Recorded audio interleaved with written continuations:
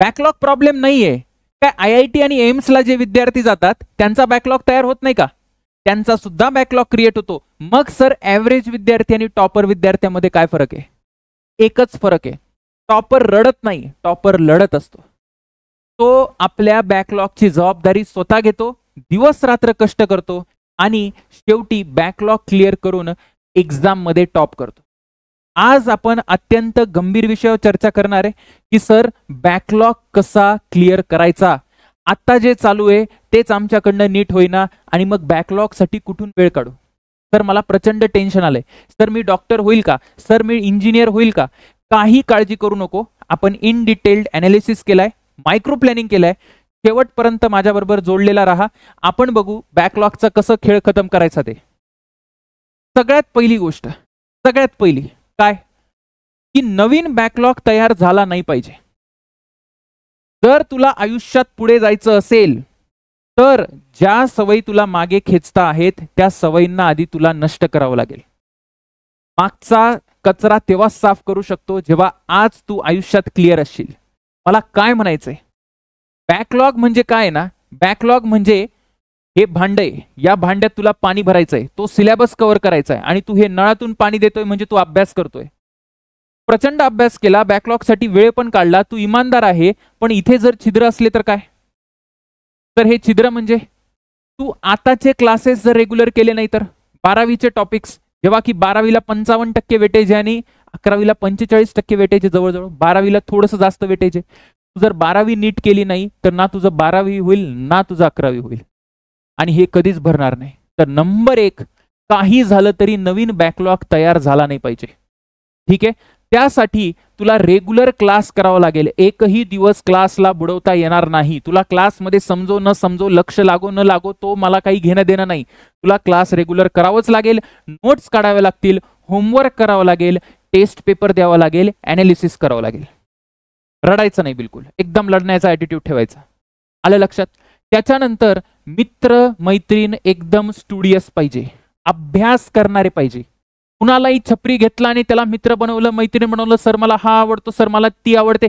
अबे या सगळ्यात तुला आता बिलकुल टाइम नाही. जेव्हा तू इंजिनिअरिंगला आणि मेडिकल कॉलेजला जाशील त्यासाठी तेव्हा भरपूर वेळ मिळतो, आधी तू तिथपर्यंत पोहोच.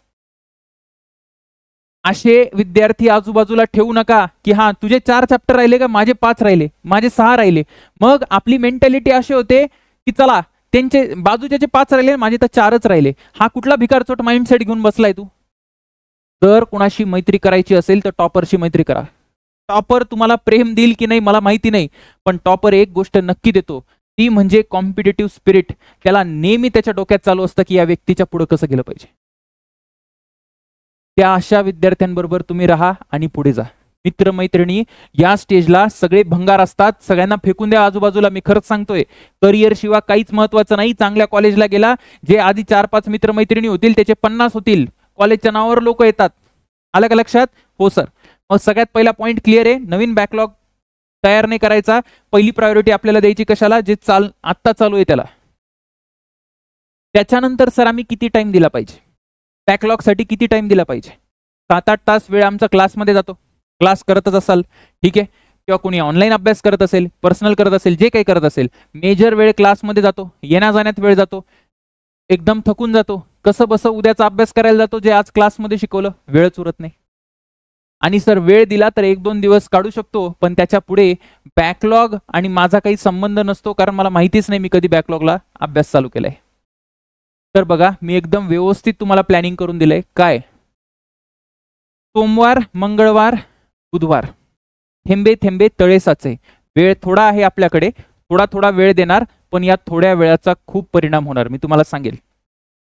सोमवार, मंगळवार, बुधवार हे असे दिवस आहेत ज्या वेळेस तुम्हाला परीक्षेचं टेन्शन नाही, जी की तुमची रविवारी पेपर असतात. मग तुमची जर मोठी टेस्ट असेल किंवा छोटी टेस्ट असेल, जे काही असेल, तर अशा वेळेस तुम्ही 1 तास द्यायचा रोज. 1 तासापासून सुरुवात करा, हळूहळू 5-5, 10-10 मिनिटं वाढवत जा. 1 तास रोज दिला आणि हा 1 तास आहे ना, याचा जो टायमिंग आहे ना फिक्स असला पाहिजे. फिक्स टायमिंग म्हणजे काय सर? सकाळी 6 वाजता उठत असशील तर सकाळी 6 वाजताच 1 तासाचा वेळ तू दिला पाहिजे, किंवा 5 वाजता असतील तर 5 वाजता, किंवा रात्री 10ला असशील तर रात्री 10ला, जे काही असेल फिक्स टायमिंग ठेव. बॅकलॉगच्या मध्ये कोणी येता कामा नये. बॅकलॉग इतकी सुंदर गोष्ट आहे, जर तू त्याला कव्हर केला ना तर ती छोटीच होणार आहे, मोठी होणार नाही. का? कारण तू पहिल्या पॉइंटचं व्यवस्थित कळालेलं आहे मला काय म्हणायचं. मोठा होऊ द्यायचा नाही, मग तो छोटाच होणार आहे. ठीक आहे. नंतर थर्सडे फ्रायडे, गुरुवार शुक्रवारी तुला 30 मिनिटं द्यायचे. मी टाइम 50% कमी करून टाकला. सर 30 मिनिटं का बरं? कारण आता तुला परीक्षेचं टेन्शन आलं राहील, जी रविवारी परीक्षा आहे. शनिवारी जो आंतरराष्ट्रीय परीक्षा दिवस असतो, जिथे आपण फक्त परीक्षेचा अभ्यास करतो, तिथे कुठल्याही पद्धतीचा बॅकलॉगसाठी अभ्यास करू नको. फक्त आणि फक्त रविवारचा जे पेपर आहे ना त्याच्यावर लक्ष दे. ठीक आहे. त्याच्यानंतर काय, एक गोष्ट लक्षात ठेवायची की आपण एका आठवड्यात किती वेळ काढला. साधारण तू हे बघ, 3 तास आणि इकडे 1.5 तास, 4.5 आणि रविवार राहिला. रविवार सगळ्यात मेन रविवार आहे. रविवारी काही नसतं, पेपर देऊन आलेला आहे, पेपरचा अनालिसिस करायचा आणि रविवारी फ्री टाइम असतो. फ्री टाइम असतो म्हणून आराम कर नुसता असा नाही. अर्धा 1 तास झोप, 1.5 तास झोप, काही फरक पडत नाही. नंतर शिस्तीत तू 4 तास अभ्यास करायचा आहे, 4 तास बॅकलॉगला द्यायचा आहे. येते का लक्षात? म्हणजे जवळजवळ आपण किती झाले आपल्याला, 3 आणि हे किती आहे, 3 आणि 1 4, 4 आणि 4 8 तास. एका आठवड्यातून आपल्याला 8 तास मिळत आहेत है ना. जर तू असं बघायला गेला 4 आठवडे तर 32 तास, 32 ते 36 तास मिळतात. आणि जर तू टॉपिक करायला गेला ना 36 तास, 8-8 तास जरी तू एका टॉपिकला दिला किंवा 9 तास दे, 10 तास दे, तुझे 3-4 टॉपिक तसेच होऊन जातील. अलग लक्षात? हा, आता नंतरचा वेळ की सर मी अभ्यास कसा करू, अभ्यास करायचा कसा हे कळालं मला. की चला मागचे टॉपिक आपण म्हणजे आताचा जो सिलेबस आहे तो सुटता कामा नये. 2 नंबरचा पॉइंट हा कळाला सर की आता वेळ किती दिला पाहिजे दर दिवशी. पण अभ्यास कसा करायचा, सगळ्यात पहिले काही प्रश्न सांगतो मी तुम्हाला, काही प्रश्नांची उत्तरं. तर मी थेअरी कुठून वाचू, मी थेअरी आणि न्यूमरिकल कुठून करू. सगळ्यात पहिले तू थेअरी आणि न्यूमरिकल करायचं असेल, आता मी एक फिजिक्सचं एक्झाम्पल दिलंय, हेच तुम्ही बायोलॉजी असेल, केमिस्ट्री असेल, मॅथ्स असेल, सगळीकडे अप्लाय करू शकतात. तर थेअरी आणि न्यूमरिकल साठी जो पहिला सोर्स आहे तो आहे क्लास नोट्स. सगळ्यात जास्त महत्वाचं जर काही असेल तर ते आहे क्लास नोट्स. ना की या कोचिंगचं मॉड्यूल, त्या कोचिंगचं मॉड्यूल, काही फरक पडत नाही. तुला जे टीचर शिकवतात ते तुझ्यासाठी बेस्ट आहे आणि तू त्यांच्या क्लास नोट्स बाकी काही रेफर करणार नाही. अगदीच गरज पडली तरच रेफर करशील. त्याचं कारण असं आहे की एका चॅप्टर मागे आपण 15-15, 20-20 दिवस घालवतो. 15-15, 20-20 दिवस तीच गोष्ट क्लासमध्ये ऐकतो, तिला लिहितो आणि मग ज्या टेस्ट येतात त्यासाठी अभ्यास करतो. म्हणजे आपल्या मेंदूला त्या डेटाची, त्या इन्फॉर्मेशनची सवय झाली आहे. म्हणून तू जर आता काही नवीन करायला बघशील ना तर तू कन्फ्यूज होशील. तर जे आहे तेच कर. हां, जर काही उरलं, जर तुला वाटलं की नाही या नोट्समध्ये काही कमी आहे, तर मग तू जे काही तुझ्या कोचिंगचं मॉड्यूल आहे, 2 नंबरचा सोर्स जो आहे, कोचिंगचं जे मॉड्यूल आहे, कोचिंग मॉड्यूल किंवा एखादी रेफरन्स बुक. ठीक आहे. आणि हे पण तुम्ही बघा, रेफरन्स बुक आणि हे दोन्ही गोष्टी आहेत ना ते कधी ना कधी तू वापरलं पाहिजे. युज्ड बिफोर, काहीतरी तू आधी वापरलं पाहिजे. New material strictly not allowed. त्याचं कारण सांगितलं मी तुम्हाला, काही कामाचं नाही, कचरा आहे बिलकुल. किती करताना त्याला महत्व नाहीये, जे आहे त्याला कसं करता त्याला महत्व आहे. अलग लक्षात? हो सर. याच्यानंतर तुम्ही न्यूमरिकल पार्ट, हे झालं थेअरी आणि न्यूमरिकल कुठून करायचं. साधारण न्यूमरिकल मध्ये PYQ वर फोकस असला पाहिजे, PYQ फोकस. मग आता नीटचे विद्यार्थी नीटच्या PYQ ला लक्ष देतील, सीईटीच्या PYQ ला, जेईच्या PYQ ला. अलग लक्षात? सगळीकडे तुम्ही आपापल्या एक्झाम नुसार PYQ करा. हा, नीट वाल्याने जेई केलं, जेई वाल्याने नीटचे पण चांगले चांगले PYQ केले तर चालतील, काही प्रॉब्लेम नाही. ठीक आहे. याच्यानंतर तुम्हाला हे सांगतो, हे कळालं तुम्हाला सोर्सेस काय काय रेफर करायचे. ठीक आहे. त्याच्यानंतर तुम्हाला आता दुसरी गोष्ट आहे सर की चॅप्टरचं डिटेलिंग कसं करायचं. डिटेलिंगकडे जातो मी. जसं आता एक टॉपिक आहे motion in a straight line. जर motion in a straight line माझा बॅकलॉग आहे तर मी सगळ्यात पहिले काय करणार, मोशन आणि स्ट्रेट लाईन मध्ये काय काय येतं ते लिहून घेणार. जसं बेटा मला माहिती आहे डिस्टन्स, डिस्प्लेसमेंट, स्पीड, वेलॉसिटी येतं, त्याचे प्रश्न आहेत. ॲव्हरेज वेलॉसिटी, इन्स्टंटेनियस वेलॉसिटी वगैरे. त्याच्यानंतर acceleration, uniform, non uniform, S = UT + ½ AT², त्याच्या इक्वेशन ऑफ मोशन्स आहेत. त्याच्यानंतर नॉन युनिफॉर्म मध्ये पण जे डिफरन्शिएशन, इंटिग्रेशनचे प्रश्न आहेत हे मला माहिती आहे. मग ग्राफ आहे, ST graph, VT graph, AT graph, AS graph, VS graph, बरेच ग्राफ असतात. आणि मग मोशन अंडर ग्रॅव्हिटी आहे. हे 4 टॉपिक आहे. ठीक आहे, 4-5 टॉपिक आहे. आता मला कळालं बॅकलॉग विश्लेषण करताना की मला पूर्ण चॅप्टरमध्ये अडचण नाही आहे, मला आहे ना मोशन अंडर ग्रॅव्हिटी आणि नॉन युनिफॉर्म ऍक्सेलरेशन या प्रश्नांमध्ये मला प्रॉब्लेम येतोय. मग मी काय करणार, क्लास नोट्सला जाणार, या 2 टॉपिक्सच्या क्लासचे उदाहरणं जे आमच्या सरांनी किंवा मॅडमनी घेतले जे काही असेल, आणि कोचिंग मॉड्यूलमध्ये PYQ वगैरे ते सॉल्व्ह करणार. आलं लक्षात? मी अजून मायक्रो डिटेलिंग करू शकता. बघा मी काय केलं, चॅप्टर घेतला, चॅप्टरच्या 4-5 बुलेट पॉइंटला गेलो. आता मी परत एका अजून त्याला मायक्रो अनालिसिस करू शकतो. हे का करतोय मी, कारण मला 30 मिनिटात काय कव्हर होतंय हे बघायचंय. रोज मी 30-30 मिनिटं देणार आहे. जर मी पूर्ण मोशन अंडर स्ट्रेट लाईन घेऊन बसलो तर 30 मिनिटं होऊन जातील आणि मला कळणारच नाही काय करावं आणि काय नाही करावं. असं म्हणतात ना, जी गोष्ट आपण मेजर करू शकतो ना ती गोष्ट आपण मॅनेज करू शकतो. मला एखादी गोष्ट मोजता आली पाहिजे, तर हेच ते मोजायसाठी चालू आहे.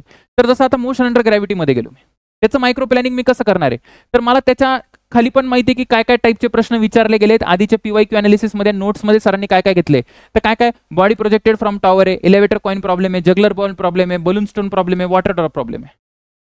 तुला कळालं हे 4-5 प्रॉब्लेम आहे. मग जर तू आता ठरवलं की चला आता मी काय करतो सर, सोमवारी हे करतो, ठीक आहे, मग हे मंगळवारी करतो, जे काही आहे, मग तू अशा पद्धतीने त्याचं प्लॅनिंग करशील.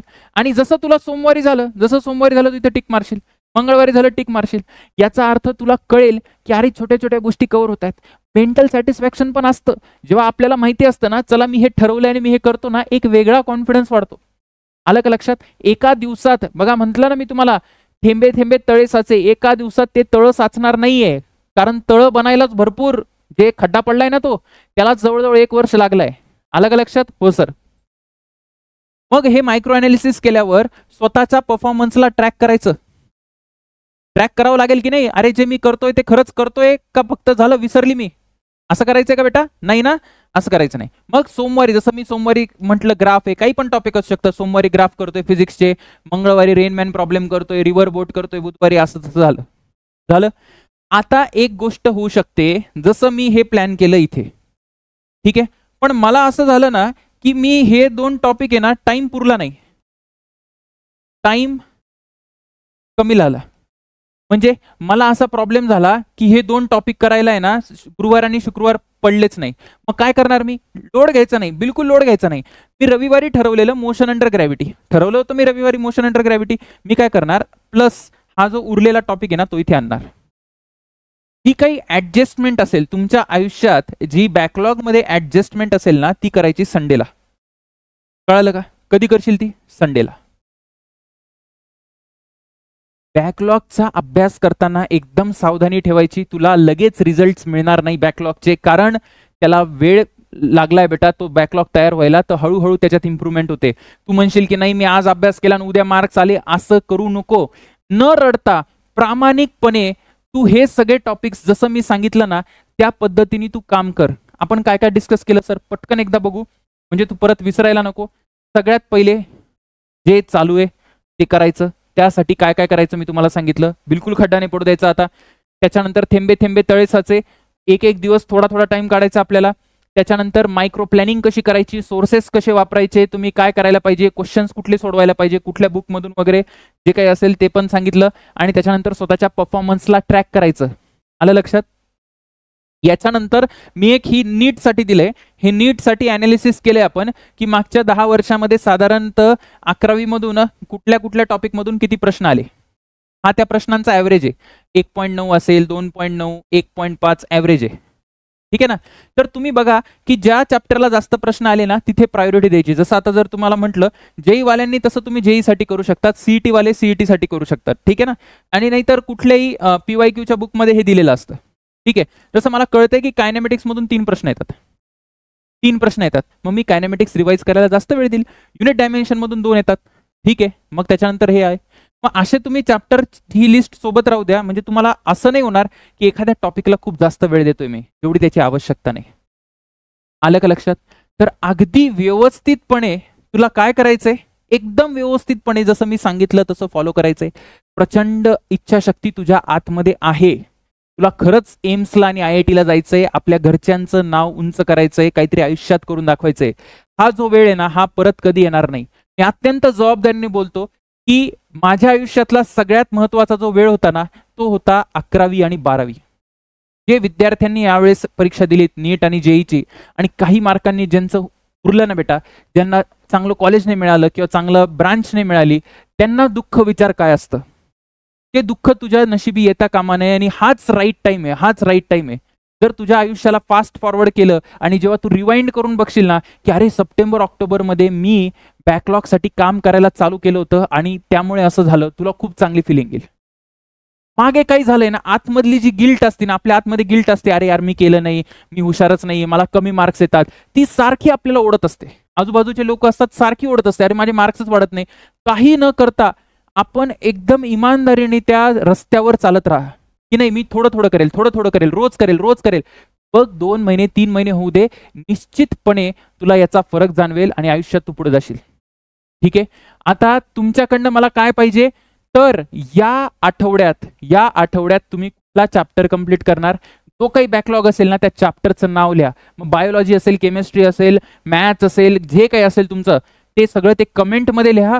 आणि त्याच्यानंतर मी काय करायचं, तो कंप्लीट झाला की लगेच तिथे येऊन परत कमेंट करायचे की सर कमिटमेंट कंप्लीटेड. आणि मग मी तिथे कमेंट करेल, म्हणजे एक तुम्हाला जबाबदारी राहील की नाही आपण सरांना शब्द दिलाय, आपण बॅकलॉग कंप्लीट करायचा. कोणाला पण तुम्ही शब्द देऊ शकता, पण ते हे तुम्ही करून बघा. ऑल द बेस्ट, खूप मेहनत करा आणि आयुष्यात खूप पुढे जा.